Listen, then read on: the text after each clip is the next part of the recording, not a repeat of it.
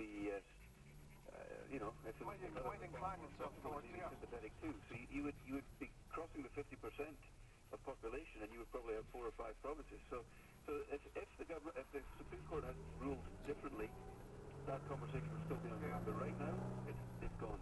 Okay, I know this is perhaps overbearing, but just to make it really clear, is there anybody left in authority or the head of a party who really is charged up that something has to change, we have to fix the Senate? Whoa. Or is all of that passion now basically What the hell is displaced? Well, I think the Liberals will still the Senate as a appointments process proposal, but I think the Senate as a